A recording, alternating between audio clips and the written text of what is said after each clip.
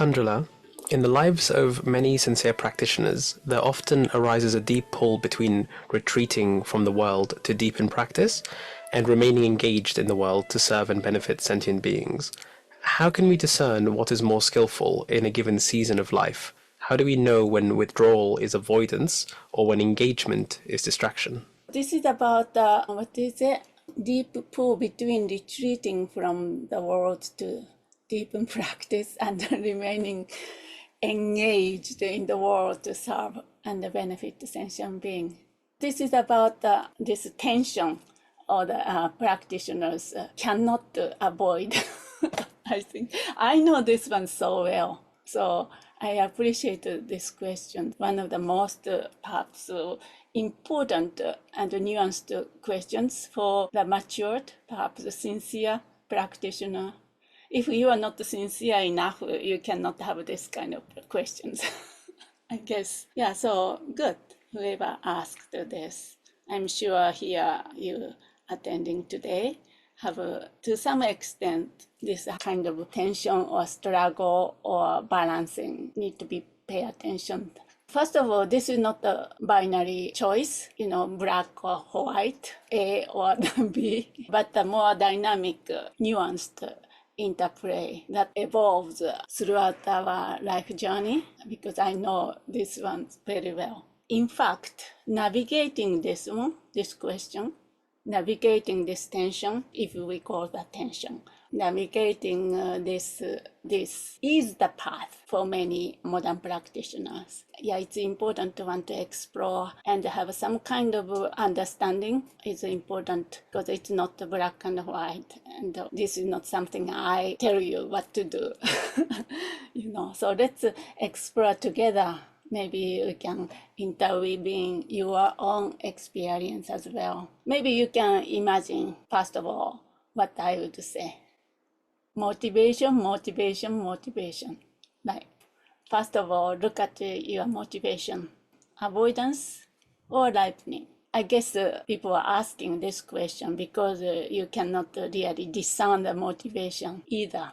But then, we just did a short meditation, that to sit quietly, then we need to always ask our motivation, ask ourselves, for example, this case, am I retreating because I'm avoiding discomfort, responsibilities, or annoyance of this life, or intimacy with life? What is it? Let's do together as well as I express my idea. Or is this urge arising from a ripened aspiration to deepen realization and purify obscurations for the benefit of all beings? So avoidance or ripened motivation. In my experience, avoidance often comes with confusion or resistance and contraction. Then ripened motivation brings clarity, commitment, and a sense of rightness, even if it's challenging.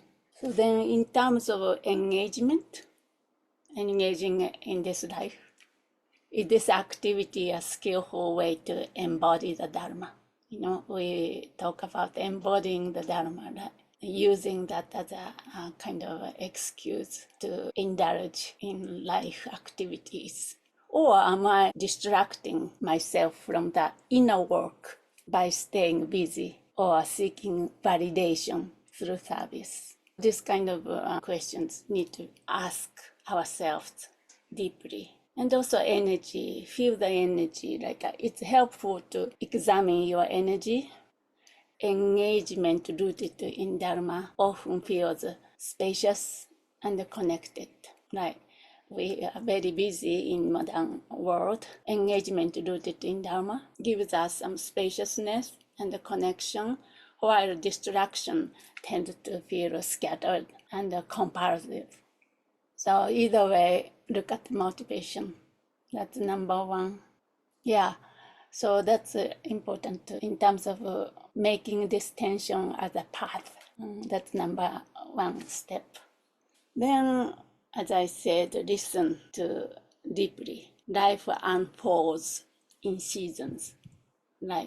Here in Japan, we have 4 distinctive seasons, although this the hot season gets longer. But still, life falls in seasons, times of stillness, or times of expansion and action. Yeah, I'm the oldest one here. I experienced way more years than you experience in terms of this life. So I know this one. Sometimes, okay, we need to really listen to the season we are in. Right now, this is the time for my expansion or engagement or action in the world. Or then sometimes as life unfolds, oh, okay, this is the time to retreat, times of stillness and a deeper engagement in retreat and Dharma practice. Both are so important, both are practices. So sometimes a season of retreat is needed to energize or replenish the deep well of the heart, mind, and heal the traumas or heal the whatever need to be healed or re-anchor in the view. So important to have a space for really going to the deep retreat, that season, I call it seasons of a retreat. At other time, a seasons of engagement in the world naturally flows from inner abundance as a way to express insight and compassion. Yeah, I think it's like a seasons, weather seasons, spring, sometimes the spring, sometimes the winter, calmness, quietude of winter, but not stay always, right? Then the spring comes. Because of that winter, still winter, but there's the underground nurturing, or there's a seed and grow, ready to grow. Then the spring, little shoots come up. Then summer, like a green here, and then autumn bear the fruits. All these things, same as the weather. I mean, season, life comes naturally. But as a practitioner, we have to listen to the seasons where we are in. For example, 5 Dakini practices, we connected to those 5 kind of energies. It's so important to tune in and balance. Oh, today, right now, I'm engaging, I'm really in this energy, working with these energies and so forth. But also, we are not one or other. We need to balance. For example, weekend retreat, then come back again, engaging in the world of chaos. Like for that, we need to retreat ourselves and energize, recharge ourselves. As I said, discerning our current season required deep listening, inner listening, not just analyzing like a mind or hoping, okay, I should be. No, more like, I don't know, just as we did, sit and embody and listen to our heart. We have to learn to listen to our heart. Again, this is the path. This is a skill to develop over time. What is my Dharma? What is Dharma? Asking me right now, like that sort of Dakini question. In this very moment of my life, what Dharma is asking of me right now. Even you might like to imagine great beings, teacher or the wise being, His Holiness Dalai Lama. Imagine you asking, what will be the most beneficial things to do right now at this moment? For my own awakening and for others. Deep questions, not the intellectual question, but like embodied question. I would say that's the number 2, asking to the season you are in.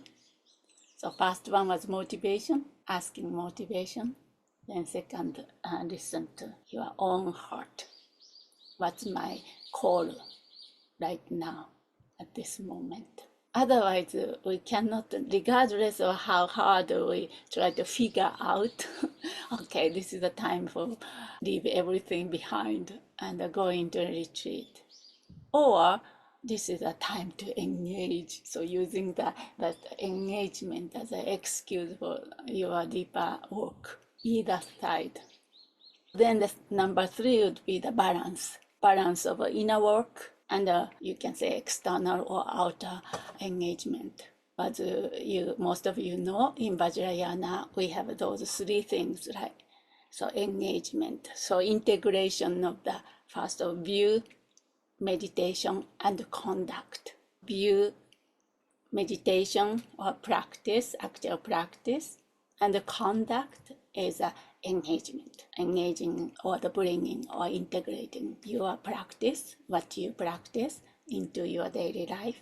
Those 3 things need to be balanced and done in this way. In terms of view, this is understanding the nature of reality, and but studying and practicing, join the community. You already are part of this community, and come back again and again, then try to understand the emptiness, for example, and the interdependence, and all these things. Without the view, difficult. I mean, of course, then practice comes. What am I'm practicing? What I'm meditating on? I'm not sure. Mindfulness meditation, yeah, it helps to calm our mind. But if we don't have view, again, when finish the mindfulness meditation or calming our mind, then come back this confusion again. And that not to become the ultimate solution. So that's the first one, the view. Then the meditation, integration, get used to it, deepening the stability and the insight, right? So that's the second component aspect, you can say. Then finally the action, engagement, letting the wisdom and compassion manifest or flow into life. If we don't have that third part, then what's the point? View and meditation is at the end. Meditation for the sake of meditation. No, that's we want to live a life meaningfully, fully, without any regret. When time comes to transition, then you can say that, oh, I had a good life. I did my best. I used this precious opportunity, precious human life meaningfully. We can say like that if we do the view, meditation, and conduct. Even in retreat, we need to engage inwardly with clarity and compassion. Then even in the world, we need to keep the view alive, this view of emptiness and reality, for example, and the heart resting in practice. Both need to be balanced, both need to be integrated in a way. As I said, it's not like a one or other.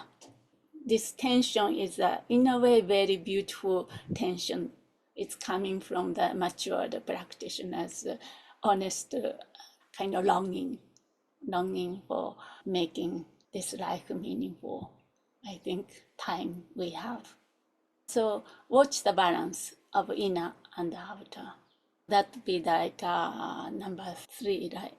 Then we notice if one element gets too dominant, for example, become a very activist or only engaging, without a view or without having that kind of calm mind, or retreating without engagement and become an imbalance. Imbalance arises. It is not so skillful. Regular check-ins, again, deep listening is important with perhaps like this kind of small communities and a trusted friend perhaps. But I don't know about you, the normal friends may not be interested in this kind of conversations. Oh, what's the point, kind of thing. But then if we have a little spiritual, something more to this life than just living a life, day by day, something deeper, that's called the spiritual seeker. Then the regular check-ins with them, teachers or sangha, friend can help clarify your balance. Even listening to your friends struggling this keeping this balance, it really inspire us. Oh, he or she also having the same kind of things going on to their lives.